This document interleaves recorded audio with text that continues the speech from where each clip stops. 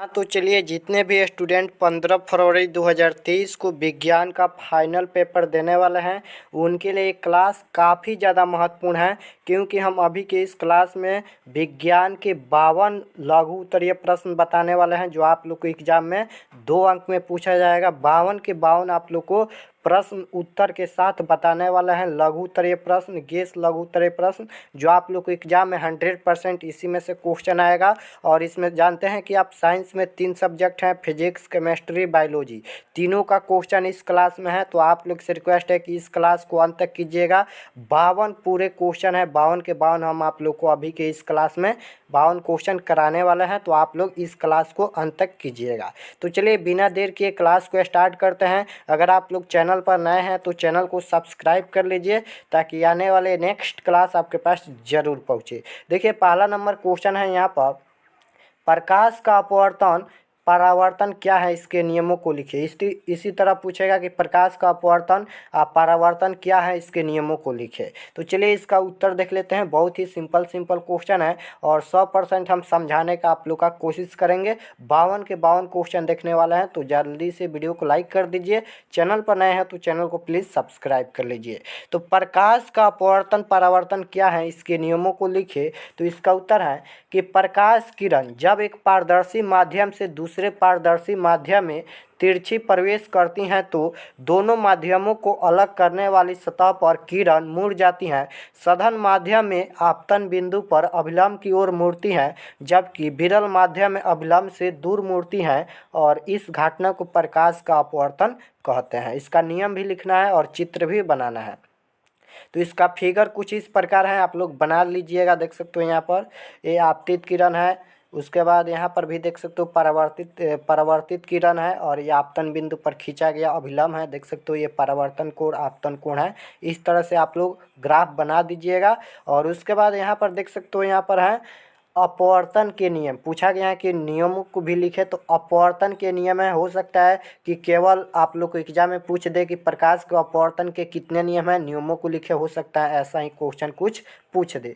तो पहला नियम है आपतित किरण, अपवर्तित किरण तथा आपतन बिंदु पर खींचा गया अभिलंब सभी एक ही तल में होते हैं। दूसरा नियम है कि किसी दो माध्यम और प्रकाश के किसी निश्चित वर्ण के लिए आपतन कोण की ज्वा तथा अपवर्तन कोण की ज्वा का अनुपात एक नियतांक होता है, जो अपवर्तनांक कहलाता है। इसे स्नेल का नियम भी कहते हैं। स्क्रीनशॉट लेना चाहते हो तो ले सकते हो, बाकी हम ग्रुप में डाल देंगे। लेकिन क्लास को अंत तक कीजिएगा, क्लास छोड़कर नहीं जाइएगा। पूरे 52 क्वेश्चन है, फिजिक्स, केमिस्ट्री, बायोलॉजी तीनों का क्वेश्चन है। इसी में से आप लोग को क्वेश्चन आएगा एग्जाम में 100%, यह मेरा गारंटी है। इसी में से आप लोग का क्वेश्चन आएगा। और हो सकता है आप लोग को 52 क्वेश्चन में से कुछ क्वेश्चन आप लोग को याद भी हो, क्योंकि 52 क्वेश्चन है और 1 साल से आप तैयारी कर रहे हैं 10th का। तो आप लोग को 52 क्वेश्चन में से 20 से 15 क्वेश्चन तो याद ही होगा, और जो क्वेश्चन याद नहीं है उसे आप लोग 2 से 3 बार पढ़ लीजिएगा, याद हो जाएगा। तो यहाँ पर 2 नंबर क्वेश्चन है, दृष्टि दोष क्या है, यह कितने प्रकार का होता है। दृष्टि दोष क्या है, यह कितने प्रकार का होता है। तो इसका उत्तर है जब किसी वस्तु का प्रतिबिंब आँख की रेटिना पर स्पष्ट रूप से नहीं बनता है तो इस दोष को दृष्टि दोष कहते हैं। और दृष्टि दोष मुख्यतः 3 प्रकार के होते हैं। देखिए क्वेश्चन क्या है कि दृष्टि दोष क्या है, यह कितने प्रकार का होता है। तो इसका उत्तर है, समझने का कोशिश कीजिएगा, कि जब किसी वस्तु का प्रतिबिंब आँख की रेटिना पर नहीं बनता है स्पष्ट रूप से, यानी नहीं बनता है तो इस दोष को दृष्टि दोष कहते हैं। और दृष्टि दोष मुख्यतः 3 प्रकार के होते हैं, याद रखिएगा। उसके बाद यहाँ पर 3 नंबर क्वेश्चन है, नेत्र की समझन क्षमता से आप क्या अभिप्राय है। नेत्र की समझन क्षमता से क्या अभिप्राय है। तो इसका उत्तर है कि नेत्र लेंस की वह क्षमता जिसके कारण वह अपनी फोकस दूरी को समायोजित कर लेता है, समझन क्षमता कहलाती है। इसी के कारण नेत्र अल्पतम दूरी और दूर बिंदु को नियोजित कर पाता है। समान अवस्था में नेत्र की समझन क्षमता 4 डायोप्टर होता है, 4D होता है, याद रखिएगा। नेत्र की समझन क्षमता 4 डायोप्टर होता है, याद रखिएगा। चलिए नेक्स्ट क्वेश्चन देखते हैं। 4 नंबर हम 2 बार नहीं पढ़ेंगे, क्योंकि 52 क्वेश्चन है, थोड़ा लंबा क्लास होगा। बट आप लोग क्लास पूरा कीजिएगा, यही आप लोग से रिक्वेस्ट है, आप लोग पूरा क्लास कीजिएगा। 4 नंबर क्वेश्चन है, तारे क्यों टिमटिमाते हैं। तारे क्यों टिमटिमाते हैं। तो इसका उत्तर है हवा की विभिन्न परतों में तापमान अलग अलग होता है। इस कारण उसका घनत्व भी कम होता है। इसलिए तारों से आता प्रकाश इन वायु परतों में विभिन्न मात्रा में आवर्तित होता है। यहाँ पर अपवर्तित नहीं, आवर्तित होता रहता है। अतः इस कारण तारे हमारे नेत्रों में टिमटिमाते प्रतीत होते हैं। एक बार और समझिए एक क्वेश्चन को कि तारे क्यों टिमटिमाते प्रतीत होता है। तो इसका उत्तर है हवा की विभिन्न परतों में तापमान अलग अलग होता है। इस कारण उसका घनत्व भी कम होता है। इसलिए तारों से आता प्रकाश इन वायु परतों में विभिन्न मात्रा में आवर्तित होता रहता है। इस कारण तारे हमारे नेत्रों में टिमटिमाते प्रतीत होते हैं। चलिए नेक्स्ट क्वेश्चन है 5 नंबर। तो 5 नंबर क्वेश्चन है उत्तल लेंस को अभिसारी लेंस कहते हैं क्यों। आप सभी लोग को पता है कि उत्तल लेंस को अभिसारी लेंस भी कहा जाता है, लेकिन पूछा गया है कि उत्तल लेंस को अभिसारी लेंस कहते हैं क्यों। तो इसका उत्तर है कि उत्तल लेंस पर जब प्रकाश की समांतर किरणें आपतित होती हैं तो लेंस से अपवर्तन के बाद यह समांतर किरणें एक बिंदु पर मिलती हैं। इससे स्पष्ट होता है कि उत्तल लेंस समानांतर यहाँ पर किरणें लिखा गया है, किरणों को यहाँ पर है देखिए, किरणों को अभिसारी करता है। इस गुण के कारण इसे अभिसारी लेंस कहते हैं।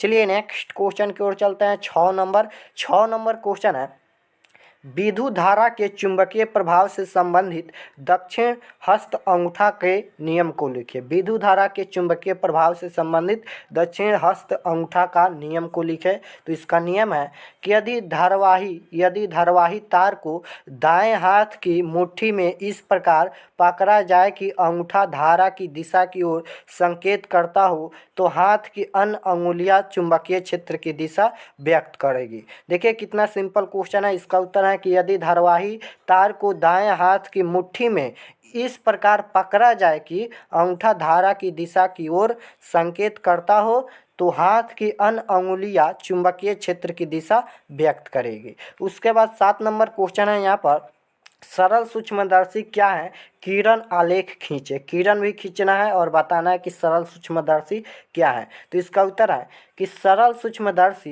सूक्ष्मदर्शी वह युक्त है जिससे छोटे बिंब का आवर्धित प्रतिबिंब प्राप्त किया जाता है। सरल सूक्ष्मदर्शी के रूप में एक उत्तल लेंस का उपयोग किया जाता है। एक बार और समझिए कि सरल सूक्ष्मदर्शी क्या है। तो इसका उत्तर है सरल सूक्ष्मदर्शी वह युक्त है जिससे छोटे बिंब का आवर्धित प्रतिबिंब प्राप्त किया जाता है और सरल सूक्ष्मदर्शी के रूप में एक उत्तल लेंस का उपयोग होता है। ऑब्जेक्टिव में भी पूछेगा, याद रखिएगा। और इसका किरण भी इस प्रकार है, देख सकते हो यहाँ पर, आप लोग स्क्रीनशॉट ले सकते हो। यहाँ पर किरण भी इस प्रकार बनाना है। यहाँ पर देख सकते हो प्रतिबिंब है और ये फोकस है, यहाँ पर एफ बीम है। इस प्रकार आप लोग को बनाना है। ये उत्तल लेंस है, यहाँ पर देख सकते हो। उसके बाद यहाँ पर नेक्स्ट क्वेश्चन है 8 नंबर।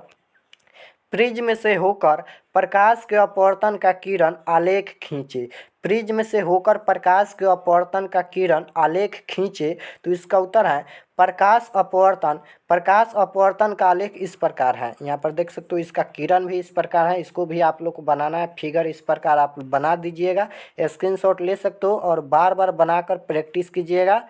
यहाँ पर इस प्रकार बनाइएगा। 9 नंबर क्वेश्चन है कि हम वाहनों के साइड मिरर के रूप में उत्तल दर्पण का उपयोग करते हैं क्यों। हम वाहनों के साइड मिरर के रूप में उत्तल दर्पण का उपयोग क्यों करते हैं, यही क्वेश्चन पूछा गया है। तो इसका उत्तर कुछ इस प्रकार है। इसका उत्तर है कि उत्तल दर्पण का उपयोग सामान्य वाहनों के साइड मिरर के रूप में होता है। इनमें ड्राइवर अपने पीछे के वाहनों को देख सकते हैं जिससे वह सुरक्षित रूप से वाहन चला सके।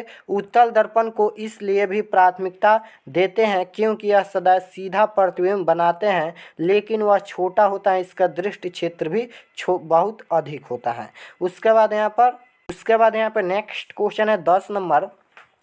एक गोलीय दर्पण की वक्रता त्रिज्या 20 सेंटीमीटर है, इसकी फोकस दूरी क्या होगी। एक गोलीय दर्पण की वक्रता त्रिज्या 20 सेंटीमीटर है, तो इसकी फोकस दूरी क्या होगी। और ये क्वेश्चन ऑब्जेक्टिव और सब्जेक्टिव दोनों में पूछा जाता है। तो आप जानते हैं कि फोकस दूरी का एक सूत्र होता है, यहाँ पर F बराबर r/2 होता है फार्मूला फोकस दूरी का। तो r यहाँ पर वक्रता त्रिज्या 20 दिया है तो 20 हो जाएगा, बट्टा में 2 कटाएंगे तो यहाँ पर 10 हो जाएगा। तो 10 सेंटीमीटर हो जाएगा यहाँ पर। इसका आंसर देख सकते हो, इसका आंसर 10 सेंटीमीटर इसकी फोकस दूरी हो जाएगा। चलिए नेक्स्ट क्वेश्चन है यहाँ पर 11 नंबर। प्रतिरोध क्या है, इसका मान एन मात्रक लिखे। प्रतिरोध क्या है, इसका मान एन मात्रक लिखे। तो इसका उत्तर है कि किसी धारावाही तार में आवेश के प्रवाह में जो रुकावट आती है उसे प्रतिरोध कहते हैं और इसका मात्रक ओम होता है। देख सकते हो कितना सिंपल क्वेश्चन है। प्रतिरोध क्या है तथा इसका मान एन मात्रक लिखे। तो इसका उत्तर है कि किसी धारावाही तार में आवेश के प्रवाह में जो रुकावट आती है उसे हम प्रतिरोध कहते हैं और इसका एसआई मात्रक ओम होता है। ऑब्जेक्टिव में भी पूछेगा कि यहाँ पर प्रतिरोध का एसआई मात्रक क्या होता है, तो ओम होता है, याद रखिएगा। नेक्स्ट क्वेश्चन है 12 नंबर कि विद्युत धारा को परिभाषित कर इसका मान एन मात्रक लिखे। तो इसका उत्तर है इकाई समय में आवेश का प्रवाह विद्युत कहलाती है। देख सकते हो कितना सिंपल है। इकाई समय में आवेश का प्रवाह विद्युत कहलाती है और यहाँ पर देख सकते हो परिभाषित किया गया है। विद्युत धारा बराबर यहाँ पर एक फार्मूला होता है आवेश बट्टा समय और इसका एसआई मात्रक एम्पियर होता है। विद्युत धारा का एसआई मात्रक एम्पियर होता है, याद रखिएगा। चलिए नेक्स्ट क्वेश्चन है यहाँ पर 13 नंबर। उत्तल लेंस एंड अवतल लेंस में अंतर लिखे।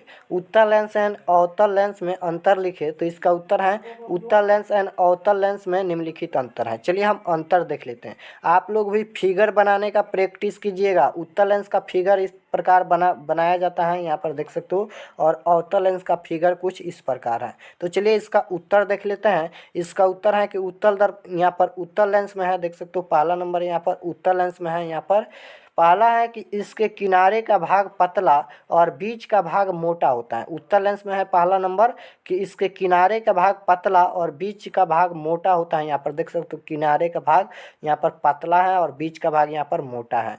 और यहाँ पर पहला नंबर है अवतल लेंस में कि इसके किनारे का भाग मोटा और बीच का भाग पतला होता है। किनारे का भाग मोटा होता है, देख सकते हो किनारे का भाग मोटा और बीच का भाग यहाँ पर देख सकते हो पतला है। और 2 नंबर है उत्तल लेंस में कि इसमें वस्तु से बड़ा प्रतिबिंब बनता है। उत्तल लेंस में वस्तु से बड़ा प्रतिबिंब बनता है। और 2 नंबर है अवतल लेंस में कि इसमें वस्तु से छोटा प्रतिबिंब बनता है। और 3 नंबर है यहाँ पर उत्तल लेंस में 3 नंबर है उत्तल लेंस में कि इसमें वास्तविक और काल्पनिक दोनों प्रकार के प्रतिबिंब बनते हैं। और 3 नंबर है कि इसमें केवल काल्पनिक प्रतिबिंब बनते हैं अवतल लेंस में। और 4 नंबर है यहाँ पर उत्तल लेंस में कि इसमें उल्टा प्रतिबिंब बनते हैं। और 4 नंबर है यहाँ पर अवतल लेंस में इसमें सीधा प्रतिबिंब बनता है। और 5 नंबर है यहाँ पर कि यह अपवर्तित किरणों को अभिसारित करता है। और 5 नंबर है यहाँ पर कि यह अपवर्तित किरणों को अपसारित करता है। चलिए नेक्स्ट क्वेश्चन है यहाँ पर 14 नंबर। तो 14 नंबर क्वेश्चन है किसी कार का अग्रदीप यानी हेडलाइट किस दर्पण का उपयोग होता है। किसी कार का अग्रदीप में हेडलाइट यानी किस दर्पण का उपयोग होता है। तो इसका उत्तर है कि किसी कार का अग्रदीप में अवतल दर्पण का बना होता है। वाहनों के अग्रदीप में प्रकाश का शक्तिशाली समांतर किरण पुंज प्राप्त करने के लिए अवतल दर्पण का प्रयोग किया जाता है। यही इसका उत्तर है। कितना सिंपल उत्तर है। नेक्स्ट क्वेश्चन है 15 नंबर। किसी विद्युत परिपथ में लघु पतन कब होता है अथवा लघु पतन क्या है। तो इसका उत्तर है किसी विद्युत यंत्र में जब धारा कम प्रतिरोध से होकर प्रवाहित हो जाती हैं तो उसे लघु पतन कहते हैं। इस स्थिति में किसी परिपथ में विद्युत धारा अचानक बहुत अधिक हो जाती है तब विद्युत पथ में विद्युन्मय तार उदासीन तार के संपर्क में आ जाती है जो प्रतिरोध के शून्य हो जाने के कारण ऐसा होता है। और लघुपतन के कारण आग लग सकती है और विद्युत पथ में लगे उपकरण क्षतिग्रस्त हो सकते हैं। छूने पर जोर का विद्युत आघात भी लग सकता है। इससे बचने के लिए विद्युत फ्यूज का प्रयोग किया जाना चाहिए। इसका उत्तर यही है। नेक्स्ट क्वेश्चन है 16 नंबर।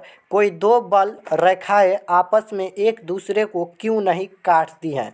कोई 2 बल रेखाएं आपस में एक दूसरे को क्यों नहीं काट सकती हैं। तो इसका उत्तर है कि कोई 2 बल रेखाएं एक दूसरे को नहीं काटती हैं। यदि वह काटे तो इसका तात्पर्य होगा कि काटान बिंदु के ऊपरी ध्रुव पर ऊपरी ध्रुव पर लगा, परिणामी बल दो दिशाओं में होगा, जो कि असंभव है, जो कि संभव नहीं है, असंभव है। उसके बाद यहाँ पर 17 नंबर क्वेश्चन है, ओम के नियम को लिखे।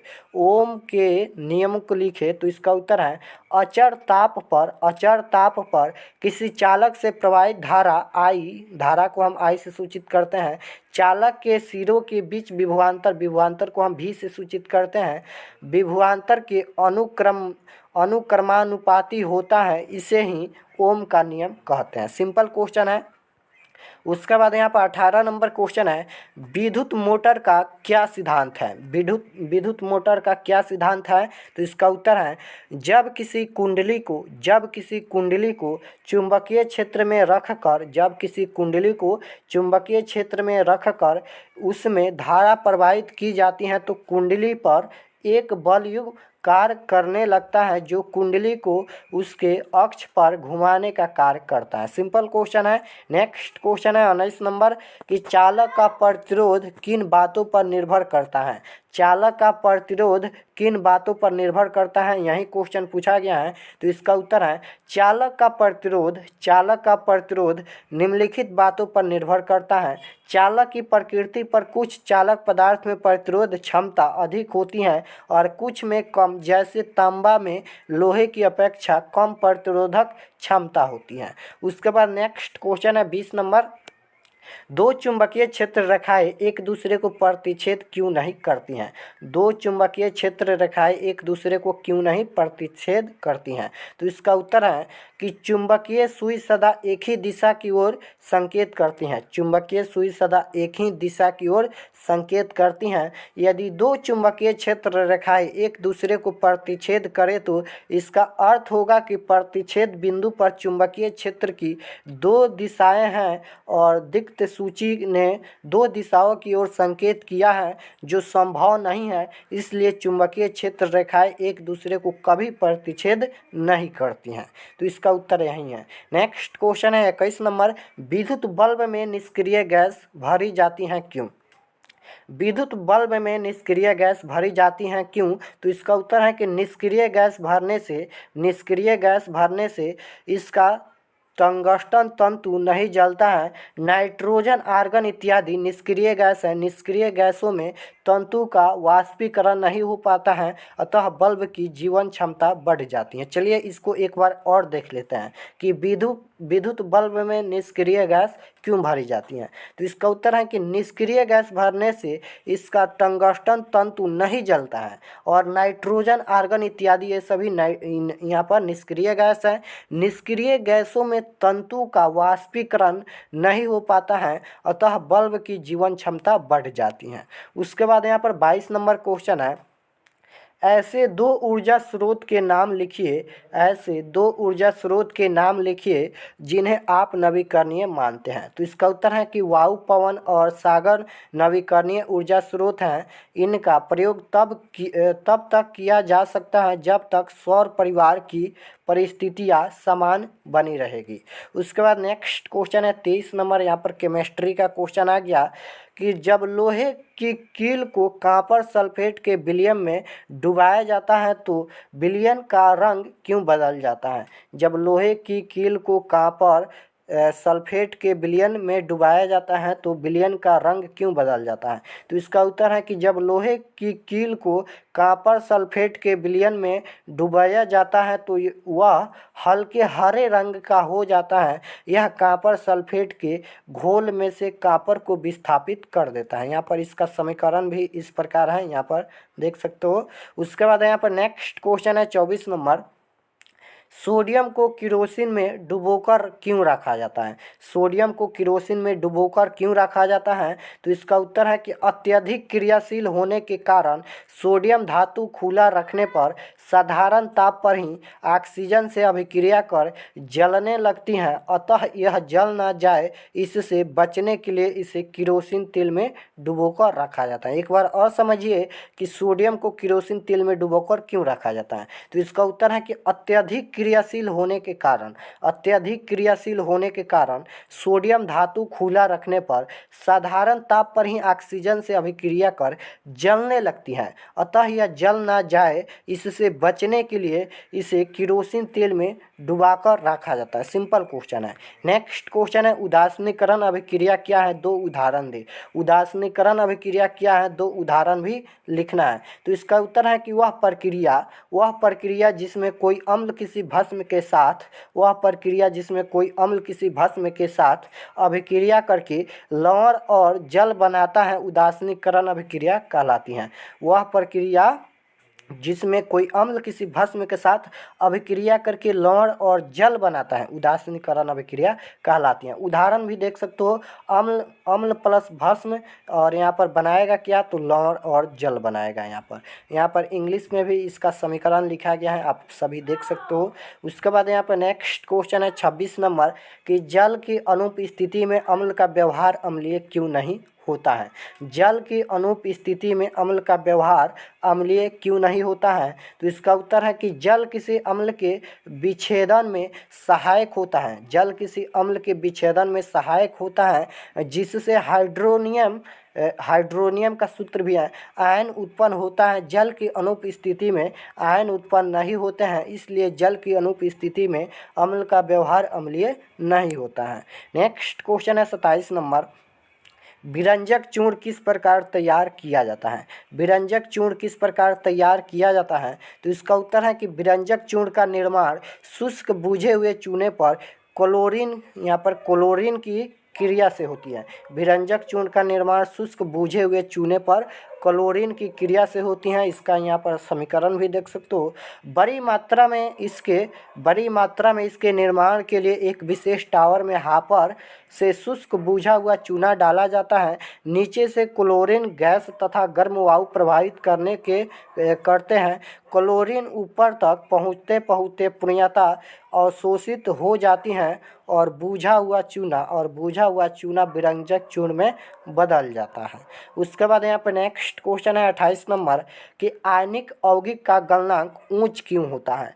आयनिक यौगिक का गलनांक ऊंच क्यों होता है। तो इसका उत्तर है कि अंतर आयनिक आकर्षण के कारण आयनिक यौगिक का गलनांक ऊंच होता है। अंतर आयनिक आकर्षण के कारण आयनिक यौगिक का गलनांक ऊंच होता है। उसके बाद नेक्स्ट क्वेश्चन है 29 नंबर, अयस्क और खनिज में क्या अंतर है। अयस्क और खनिज में क्या अंतर है। तो यहाँ पर है अयस्क, पहला नंबर है यहाँ पर अयस्क है कि जिन पदार्थों खनिजों से धातु का निष्कर्षण सरल हो उन्हें अयस्क कहते हैं। जैसे एल्युमिनियम का अयस्क बॉक्साइड है। और यहाँ पर है खनिज है यहाँ पर धातुएं के प्राकृतिक यौगिक रूप को खनिज कहते हैं। अधिकांश धातुएं हमें खनिजों के रूप में ही प्राप्त होती हैं। जैसे तांबा हमें पाइराइट या कल्यूप्राइट से प्राप्त होता है। नेक्स्ट क्वेश्चन है 30 नंबर, कि मिश्र धातु किसे कहते हैं। मिश्र धातु किसे कहते हैं। मिश्र धातु बनाने के 2 फायदे क्या हैं। यहाँ पर लिखना है कि मिश्र धातु किसे कहते हैं और मिश्र धातु बनाने के 2 फायदे क्या हैं। तो इसका उत्तर है कि किसी धातु का अन्य धातु या अधातु के साथ मिलकर बना सामग्री मिश्रण मिश्र धातु कहलाता है। यानी देखिए क्वेश्चन क्या है कि मिश्र धातु किसे कहते हैं। तो किसी धातु का अन्य धातु या अधातु के साथ जो मिश्रण होता है उसे हम मिश्र धातु कहते हैं। जैसे रोज मेटल, पीतल, स्टील, कांसा आदि यहाँ पर क्या है, तो मिश्र धातु है। मिश्र धातु बनाने के फायदे, पहला नंबर है संक्षारण रोधी और दूसरा नंबर है उपयोगिता बढ़ जाती है। उसके बाद नेक्स्ट क्वेश्चन है 31 नंबर, क्या होता है जब धातुएं जल के साथ अभिक्रिया करती हैं। क्या होता है जब धातुएं जल के साथ अभिक्रिया करती हैं। तो इसका उत्तर है कि धातुएं क्रियाशील श्रेणी में H यानी हाइड्रोजन से ऊपर जल के साथ अभिक्रिया करके हाइड्रोजन गैस मुक्त करती हैं। धातुएं क्रियाशील श्रेणी में H यानी हाइड्रोजन से ऊपर जल के साथ अभिक्रिया करके हाइड्रोजन गैस मुक्त करती हैं। कुछ धातु ठंडे जल के साथ अभिक्रिया करती हैं तो कुछ भाप के साथ भी अभिक्रिया करती हैं। उसके बाद नेक्स्ट क्वेश्चन है 32 नंबर, उभयधर्मी ऑक्साइड क्या होते हैं? उभयधर्मी ऑक्साइड क्या होते हैं? दो उभयधर्मी ऑक्साइडों का उदाहरण दे अथवा उभयधर्मी ऑक्साइड का एक उदाहरण दे। तो इसका उत्तर है यहाँ पर कि जो धातु ऑक्साइड अम्लीय और क्षारीय दोनों प्रकार के व्यवहार प्रकट करते हैं उन्हें उभयधर्मी ऑक्साइड कहते हैं। जो धातु ऑक्साइड अम्लीय और क्षारीय दोनों प्रकार के व्यवहार प्रकट करते हैं उन्हें उभयधर्मी कहते हैं। उदाहरण भी देख सकते हो, एल्युमिनियम ऑक्साइड, यहाँ पर जिंक ऑक्साइड, यहाँ पर एल्युमिनियम ऑक्साइड का सूत्र यह है और जिंक ऑक्साइड का सूत्र यह है, याद रखिएगा। उसके बाद 33 नंबर क्वेश्चन है, लोहे को जंग से बचाने के लिए दो तरीके बताए। लोहे को जंग से बचाने के लिए दो तरीका लिखना है। तो इसका उत्तर है कि जंग से बचाने के लिए तरीके इस प्रकार है। पहला नंबर है, तेल या ग्रीस की परत लपेट कर यदि लोहे पर तेल या ग्रीस की अस्तर जमा दे तो नम वायु लोहे के संपर्क में नहीं आ पाती हैं जिससे जंग नहीं लगता है। मशीनों के पुर्जों पर ऐसा ही किया जाता है। और दो नंबर है यहाँ पर कि एनमल से लोहे की सतह पर रंग रोगन की अस्तर जमाकर जंग पर नियंत्रित पाया जाता है। बसों, कारों, स्कूटर, मोटरसाइकिल, खिड़कियों, रेलगाड़ियों आदि पर एनमल की अस्तर जमाई जाती हैं। नेक्स्ट क्वेश्चन है 34 नंबर, समजातीय श्रेणी क्या है? समजातीय श्रेणी क्या है? उदाहरण बताए यानी उदाहरण बताए। अथवा अल्कोहल ग्रुप के 3 सदस्यों को उनके बढ़ते हुए कार्बन परमाणु के क्रम में सजाकर उनका अणु सूत्र एन संरचना सूत्र लिखे। इसमें दो क्वेश्चन है यहाँ पर, इसमें यह 34 नंबर क्वेश्चन में दो क्वेश्चन इसमें है, इसीलिए हम लिखे हैं ताकि आप लोग कंफ्यूज ना हो। यहाँ पर दो क्वेश्चन है, दो क्वेश्चन है लेकिन उत्तर इसका सेम ही है, यानी दोनों का उत्तर एक ही होगा। या तो ये क्वेश्चन पूछे या तो ये क्वेश्चन पूछे, दोनों का उत्तर यही होगा। तो चलिए इसका उत्तर देख लेते हैं। इसका उत्तर है कि यौगिकों की ऐसी श्रृंखला जिसमें कार्बन में स्थित हाइड्रोजन को एक ही प्रकार का पर्यायतम समूह प्रतिस्थापित करता है उसे समजातीय या सजातीय श्रेणी कहते हैं। और इसके दो क्रमागत सदस्यों में CH2 ग्रुप का अंतर होता है, जैसे एल्केन सजातीय श्रेणी का सामान्य सूत्र है। यहाँ पर C2H2n+2 है। इस श्रेणी के सदस्य methane CH4, ethane C2H6, propane C3Hg, butane C4H1, यहाँ पर C4H10 है, यहाँ पर 10 एन, यहाँ पर है पेंटेन यहाँ पर क्या लिखा है जी C1SH12 और उसके बाद H12 है। इतना लिखिएगा तो 2 अंक मिल जाएगा आसानी से। 35 नंबर क्वेश्चन है, मेंडलीव की आवर्त सारणी की विसंगतियों को लिखे। मेंडलीव की आवर्त सारणी के विसंगतियों को लिखे। तो इसका उत्तर है कि H का स्थान नियत नहीं है। 2 नंबर है, समन स्थानिक का स्थान नियत नहीं है। 3 नंबर है कि कम परमाणु भार वाले तत्व के बाद अधिक परमाणु भार वाले तत्व को रखा गया है। और 36 नंबर क्वेश्चन है, बायोलॉजी का क्वेश्चन आ गया कि यहाँ पर पौधे हरे क्यों होते हैं? पौधे हरे क्यों होते हैं? तो इसका उत्तर यहाँ पर है कि क्लोरोफिल वर्णक की उपस्थिति के कारण पौधे हरे होते हैं। इतना लिखिएगा 2 अंक मिल जाएगा। क्लोरोफिल वर्णक की उपस्थिति के कारण पौधे हरे होते हैं। 37 नंबर क्वेश्चन है, हरे पौधों को उत्पादक क्यों कहते हैं? हरे पौधों को उत्पादक क्यों कहते हैं? तो इसका उत्तर है कि पौधे कार्बन डाइऑक्साइड तथा जल, सूर्य प्रकाश तथा हरित लवक की सहायता से अपने तथा जीव जगत के दूसरे जीवों के लिए भोज पदार्थ का निर्माण करते हैं, इसलिए उन्हें उत्पादक कहा जाता है। सिंपल क्वेश्चन है, एक बार और समझिए। पौधे कार्बन डाइऑक्साइड तथा जल, सूर्य प्रकाश तथा हरित लवक की सहायता से अपने तथा जीव जगत के दूसरों जीवों के लिए भोज पदार्थ का निर्माण करते हैं, इसलिए उन्हें उत्पादक कहा जाता है।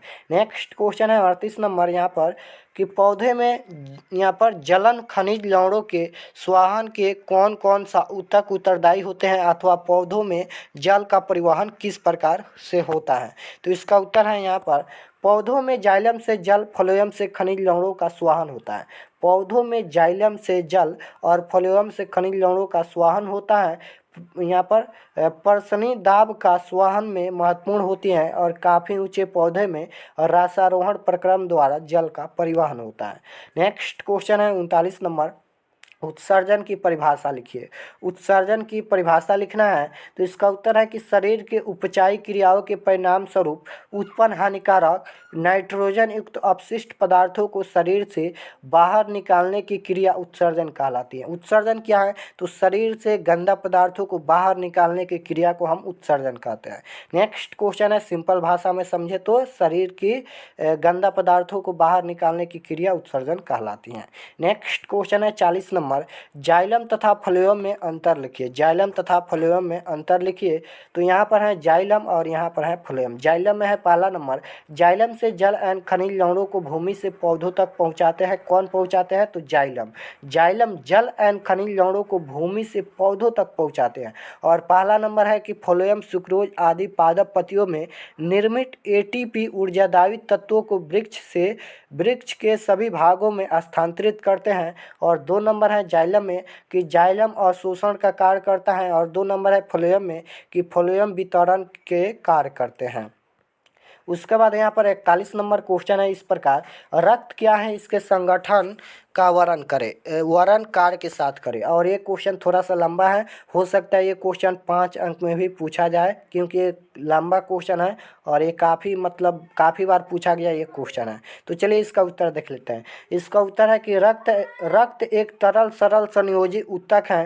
रक्त का संगठन एवं कार्य इस प्रकार है, रक्त के तरल भाग जिसे प्लाज्मा कहते हैं और इसमें तैरते हुए कणों को कणिकाएं कहते हैं। यहाँ पर देखिए पहला है यहाँ पर लाल रक्त कणिकाएं जिसे हम आरबीसी भी कहते हैं। यह केंद्रक विभिन्न संरचना है, इसमें हीमोग्लोबिन उपस्थित रहते हैं जिससे रक्त का लाल रंग दिखाता है। यह ऑक्सीजन एंड कार्बन डाइऑक्साइड का वाहक है। उसके बाद यहाँ पर है श्वेत रक्त कणिकाएं जिसे हम WBC के नाम से भी जानते हैं, श्वेत रक्त कणिकाएं को। तो इसका है कि यह केंद्रीय रचना है, यह हानिकारक जीवाणुओं को नष्ट करती हैं। यह केंद्रीय रचना है जो हानिकारक जीवाणुओं को नष्ट करती हैं। उसके बाद है यहाँ पर पटिटकाणु कोशिका, यह छोटी गोल रचना है, यह रक्त का थाका बनाती हैं, यह रक्त को थाका बनाती हैं। उसके बाद यहाँ पर है प्लाज्मा, यह रक्त का तरल भाग है, इसमें विभिन्न घटक तैरते रहते हैं। सीरम एक रुधिर प्लाज्मा है। नेक्स्ट क्वेश्चन है 42 नंबर, निम्नलिखित जंतुओं के श्वसन अंगों के नाम बताएं। यहाँ पर निम्नलिखित जंतुओं दिया है, पहला, दूसरा, तीसरा, चौथा, पांचवा। 5 जंतु का नाम है जिसका श्वसन अंगों के नाम बताना है। तो इसका श्वसन अंग कुछ इस प्रकार है। पहला है मछली, मछली के श्वसन अंग है गलफरे। और दूसरा नंबर है मच्छर जिसका श्वसन अंग है श्वासनाल। तीसरा नंबर है यहाँ पर केंचुआ जिसका श्वसन अंग है त्वचा। और 4 नंबर है यहाँ कुत्ता जिसे यहाँ पर श्वसन अंग है फेफड़ा। और मनुष्य यानी हम लोग का भी फेफड़ा है श्वसन अंग। नेक्स्ट क्वेश्चन है 43 नंबर, आयोडीन युक्त नमक के उपयोग की सलाह क्यों दी जाती है? आयोडीन युक्त नमक के उपयोग की सलाह क्यों दी जाती है? तो इसका उत्तर है कि ऑटू ग्रंथि को थायरॉक्सिन हार्मोन बनाने के लिए आयोडीन आवश्यक होता है। हमारे शरीर में प्रोटीन और वसा के उपचाय को थायरॉक्सिन कार्बोहाइड्रेट नियंत्रित करता है। यह वृद्धि संतुलन के लिए आवश्यक है। यदि हमारे भोजन में आयोडीन की कमी रहेगी तो गर्दन या बाहर की ओर उभरे हुए नेत्र गोलक हो सकते हैं। इस रोग से बचने तथा आयोडीन की शरीर में कमी दूर करने के लिए आयोडीन युक्त नमक की उपयोग की सलाह दी जाती है। नेक्स्ट क्वेश्चन है 44 नंबर, हमारे आमाशय में अम्ल की भूमिका क्या है? हमारे आमाशय में अम्ल की भूमिका क्या है? तो इसका उत्तर है कि अम्ल पाचन क्रिया संपादित करने में सहायता प्रदान करते हैं एवं भोजन के साथ आए कीटाणुओं को नष्ट करते हैं। हमारे आमाशय में अम्ल की क्या भूमिका है? तो अम्ल पाचन क्रिया संपादित करने में सहायता प्रदान करते हैं एवं भोजन के साथ आए कीटाणुओं को नष्ट करते हैं। उसके बाद 45 नंबर है कि प्रकाश संश्लेषण क्या है, समीकरण लिखे। प्रकाश संश्लेषण क्या है और समीकरण भी लिखना है। इसका उत्तर है कि सजीव जगत में हरे पौधे सूर्य के प्रकाश की उपस्थिति में वायुमंडल से CO2 ग्रहण कर यानी कार्बन डाइऑक्साइड ग्रहण कर और मिट्टी से खनिज लवण एंड जल अवशोषित कर पत्तियों में स्थित हरित लौक के सहारे ऊर्जादायक पदार्थों का निर्माण करते हैं। यह संपूर्ण प्रक्रिया प्रकाश संश्लेषण कहलाती है। नेक्स्ट, इसका समीकरण भी इस प्रकार है, यहाँ पर देख सकते हो, यहाँ पर है प्रकाश बट्टा हरित लौक, इसका समीकरण भी है। नेक्स्ट क्वेश्चन है 46 नंबर। 52 क्वेश्चन देखने वाले हैं पूरे, तो और ज़्यादा बाकी नहीं है, 6 क्वेश्चन और है। पादप हार्मोन किसे कहते हैं, 4 पादप हार्मोन के नाम लिखे। पादप हार्मोन किसे कहते हैं और 4 पादप हार्मोन के नाम भी लिखना है। इसका उत्तर है कि पौधों की वृद्धि और विभेदन क्रिया को संपन्न कराने वाले पदार्थों को पादप हार्मोन कहते हैं, जैसे जिबरेलिन, ऑक्सिन, साइटोकाइलिन, एसिटिक अम्ल, यह सभी क्या है, तो यह एक पादप हार्मोन है। नेक्स्ट क्वेश्चन है पर परागकण क्या है। पर परागकण क्या है, तो इसका उत्तर है एक पुष्प के पराग कणों को दूसरे पुष्प के वर्तिकाग्र पर पहुंचने की क्रिया को पर परागकण कहते हैं। और यहाँ पर है परागकण किसे कहते हैं, तो पराग कणों की स्त्रीकेसर के वर्तिकाग्र तक स्थानांतरण या संचारण को परागकण कहते हैं। उसके बाद 49 नंबर क्वेश्चन है कि परितंत्र में अपमार्जकों को क्या महत्व या भूमिका है। इसका उत्तर है कि अपमार्जकों की उपस्थिति में जलीय सूक्ष्म जीवाणुओं का अपघटन सरलता से नहीं हो पाता है, जिससे वे जल में लंबे समय तक विद्यमान रहते हैं। परिणाम स्वरूप जलीय जीवन प्रभावित होता है। फास्फेट युक्त अपमार्जक में शैवाल अत्यधिक वृद्धि करते हैं, जिससे पानी में ऑक्सीजन की कमी हो जाती है। उसका तो यहाँ पर है 50 नंबर क्वेश्चन, देख सकते हो, पोषी स्तर क्या है, एक आहार श्रृंखला द्वारा समझाए। देखिए उसी वक्त से बोलते बोलते थोड़ा गला सूख गया है, बट कोई बात नहीं, मेहनत करेंगे आप लोग के लिए। बट यहाँ पर 3 क्वेश्चन और रह गया है, हम करा ही देते हैं कि पोषी स्तर क्या है, एक आहार श्रृंखला द्वारा समझाए। अगर आप लोग अभी तक वीडियो को लाइक नहीं किए हो तो प्लीज़ लाइक कर दीजिए, इतना मेहनत करते हैं। और चैनल को सब्सक्राइब नहीं किए हो तो चैनल को सब्सक्राइब कर लीजिए। ये सभी में पैसा थोड़े लगता है यार, चैनल को सब्सक्राइब करो, इतना मेहनत करते हैं आप लोग के लिए।